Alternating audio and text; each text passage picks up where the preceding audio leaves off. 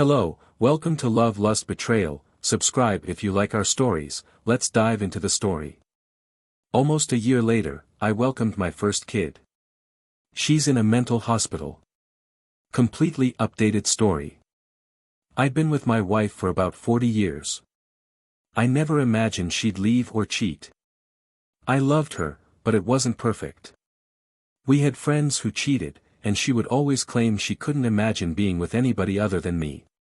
She traveled to see her folks a week after we celebrated our almost 10-year anniversary.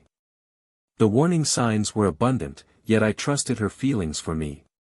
She exhibited the characteristics of a drug addict, had never worked in years, had a personality condition, was always correct, and had males and couples contacting her about sex and hooking up. She'd pretend they annoyed her and were simply being pleasant, ignoring the sex conversation. I should have known better, but you genuinely believe you know someone after 15 years. She called me every day, except the day before she called to end our relationship. For days, I felt something was wrong, and when she called, it was gaslighting. She demanded I leave the house that day and lied about wanting children for nearly 10 years. The threats continued. After a few days and several police calls, she eventually turned up to chat. It took some convincing, but I discovered she screwed around. She lied about having narcotics, but I found them in her suitcase. She was also in a chat group where I had saved the videos and texts. It horrified me. It was the weirdest behavior I had ever seen. I completed the separation in 24 hours thanks to my employment and family friends. The subsequent fighting served as a reminder of what she had done to others, ordering me like a slave to perform specific things and attempting to humiliate me. I've experienced health problems, which she said were drug-related. They weren't. It was due to stress and trauma. She was forced to relocate back home over 5 hours away, but it cost me my apartment and my pet, whom I adored more than myself, and I'm staying with my parents for a few months, so I'm not alone. I have a wonderful job and helpful pals. Everyone says I look better since I left her, but it feels like they're just being nice. I'm not sure what happened to her. She didn't even cry. I believed I had broken through, and we might work things out, but she went for a drive, and when she returned, she was frigid again. I even discovered she wanted me out of the house, so she could invite the horrible people she cheated on me to stay. I'm not dating since it feels too early and like cheating, but I'm attempting to start a new life. I joined a gym. I exercise every day, whether by driving or walking. My pals have been supportive. I have her banned from everything, because just seeing her name makes my blood pressure rise, but I wish I could get over my rage. I can't since she doesn't even apologize. I simply needed to vent. To be honest, the person I believed would be there forever treated me worse than anyone else in my life. She continues to attempt to act normal and be friends, but it is impossible given what she has done. I wish I could send her an email telling her how I feel, but it would go unanswered. I'm going to get rid of my wedding band today. I'm clinging on to something that I know will never happen. My relationship was a fiction. I wish I could overcome my fury, but I can't. After you cease caring about someone you've known for half your life. Update time. I've been doing better. I've gained weight, started going to the gym 3 times a week, and got lucky with some money. I'm attempting to meet new people, but it's difficult at my age, almost 40, and my ex-wife is determined to have the final word. I received a cease and desist letter from a lawyer, which did not require my signature. It had no deadline for a response and was primarily about her ego and my refusal to notify others about her actions. Most of it was lies. The most enjoyable aspect was the number of grammatical and typographical problems. The lawyer is legitimate. However, from what I've seen, he rarely receives work and merely sends this to get a few $100s. I didn't bother responding. She expected a reaction, and I wasn't giving her one.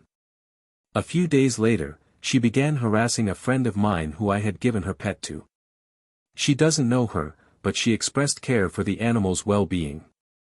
She didn't care about that animal and wanted to get rid of it the moment she told me things were done. It feels like a petty gesture to prove she can get away with whatever she wants or to pretend she cares. Fortunately, my pals will never speak to her. I'm hoping this will end soon. I'm fairly confident she has borderline personality disorder. She takes a lot of medication, drinks, smokes a lot of marijuana, and spends all night talking to other jobless weirdos. I want to move on, but she is so concerned with her self-image that she will spend hundreds of dollars on a shady lawyer only to prevent me from doing anything about her talking with my friends. I understand she is ill, but I hope she gets a life or an unpleasant awakening. Any suggestions or words of support would be greatly appreciated. I suppose I should update with 2 meaningless rants. Looking back, I can't believe some of the stupid garbage they asked for when it's finished no less than a day or 2 later. When she realized money does not grow on trees, she asked if she could still use the car for the weekend to go grocery shopping and run errands. This came after she tried to kick me out of my own house, took away my pet, whom I adored, boasted about playing around with other people, and had her friends threaten me. She would also demand that I lift boxes or dishes and set them in specific locations as a kind of control without asking respectfully, pointing and demanding that I do it out of nowhere, requesting to borrow equipment and tools, and so on. I'm not sure whether anyone else has had a similar experience, but it's something to laugh about now. It reminds me of what they're like when they don't get what they want in the next update. Despite my best efforts to avoid contact, we have mutual pals who enjoy gossiping. Today they informed me that my ex-wife is in another relationship. I didn't need or want to hear that, as relieved as I am to be away from that toxic cheating liar. It still seems like a punch in the throat, leaving and claiming it was to work on her mental health when clearly that was not the truth. It feels like the ultimate deception. This will be a tough few days. Edit. Thank you to everyone. I didn't get much sleep last night, but everyone's comments and opinions were helpful. Next update. I have not posted in a long time. It's been 4 months since my estranged wife wreaked havoc on our lives with adultery, abuse, and threatening letters. I struggled a lot and focused on positive energy, but I still had panic attacks when I was alone with my thoughts, especially at night. I wrote a piece about dating a few months ago, wondering if it was too soon. Thank you, everybody, for your advice. I went through with it, and I'm quite satisfied. I won't go into too much detail, but we are really attached. We love each other's perspectives, and we always agree on what kind of future we want to have. I've never had sex as physically and emotionally fulfilling as my relationship with her was. We talk for hours every day. I understand that some may think it's too soon, but we're so close that we don't want to see anybody else. Things get better. The end of a relationship simply allows you to begin a new one. I still think about my ex, but with no emotional relationship. Just a shame I wasted so much time on her. Sad that her new boyfriend could be a very wonderful guy who has no idea what he's getting himself into, but that's not my business. I'm looking forward to concluding the year with my new girlfriend in my arms. You will make it through this edit because you finally feel like you have a purpose. Thank you for the gold. You guys are fantastic. I appreciate both the encouragement and the worries. I completely agree that it could be too soon. However, I gave a more detailed explanation in a comment below. This wasn't anything I raced into. It felt natural. We're both taking baby steps, but at the absolute least, I can say it made me understand how bad my last relationship was and that there is something better out there for everyone. Final update. About a year later, I had my first child and she is in a mental hospital. I don't believe my posts were particularly memorable, but I felt I'd post again to give someone some hope. In August 2020, my 38-year-old male wife and 35-year-old female left me after nearly 15 years. She had been conversing with other men and women in other activities, which I discovered by visiting her favorite chat sites. She lied for years about wanting children, then tried to turn the tables on me, claiming I was using her for children. She booted me out, forced me to give up my cat, who was the closest thing I had to a child, and once attempted to ruin my life. In terms of a cease and desist letter from a lawyer who never bothered to spell check it for what essentially stated that I am not permitted to defend myself in private talks with her, I never heard from her again after September 1, 2020.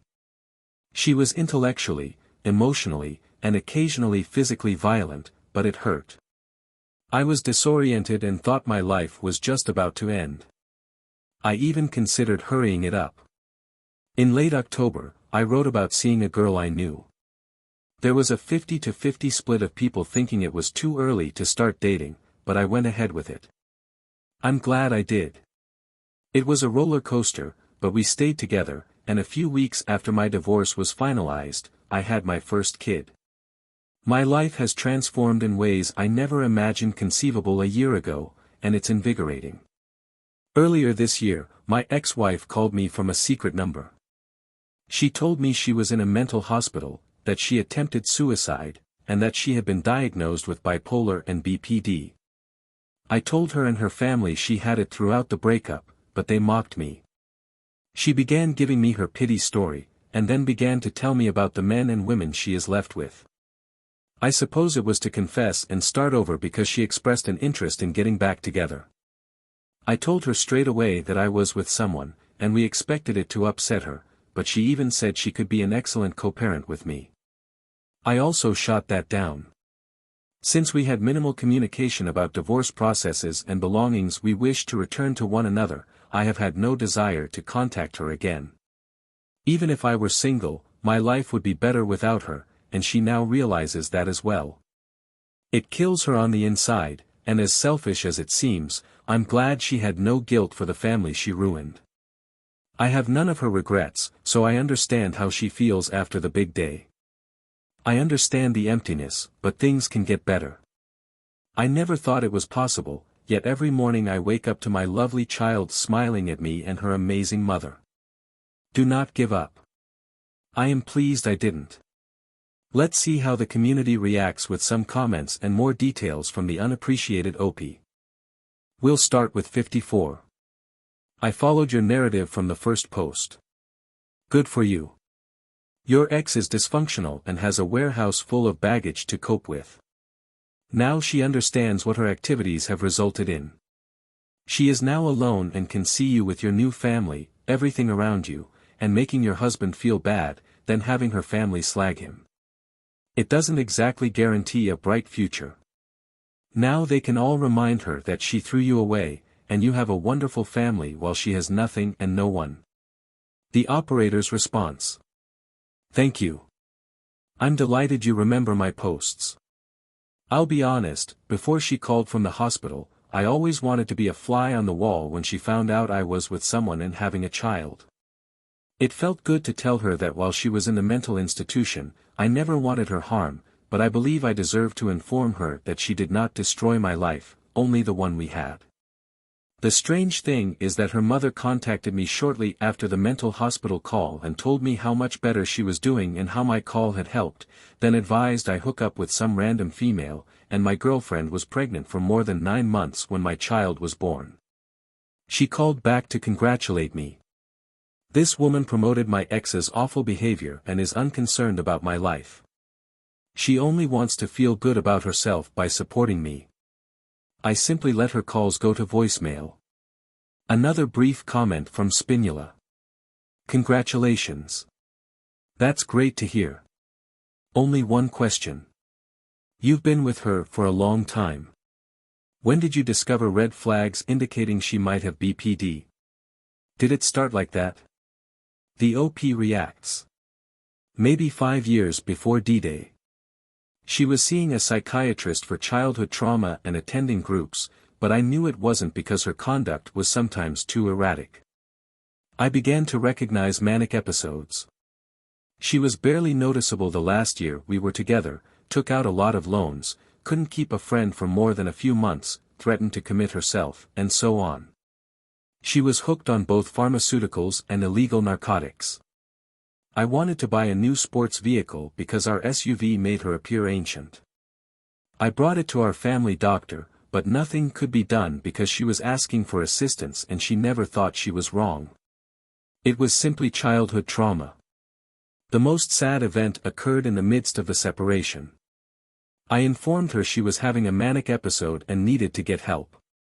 When she called back from the mental hospital, she admitted I was correct, but the harm had already been done and she still has dishonest qualities, using her condition to emotionally manipulate people while staying at home on long-term disability.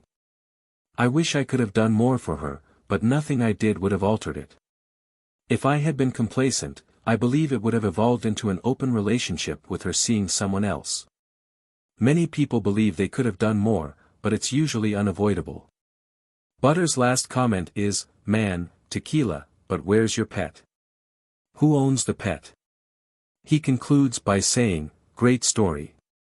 My cat was older, but she was adorable. Everyone loved her, but I had no choice but to give her up." A family member had a coworker mention that she was seeking a cat. I was nervous. My kid deserved nothing but the finest. When she arrived at the door, the young lady resembled an angel.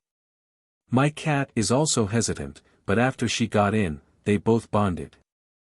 My cat is older, so it's incredible that she took her. Not only that, but she always sends me pictures and pampers her. The saddest part was hearing her cry as I put her in the kennel and scrubbed her fur off, everything. So I wouldn't fall apart thinking about her, but I was fortunate. She went to possibly the nicest owner I could have asked for, and I made a new companion.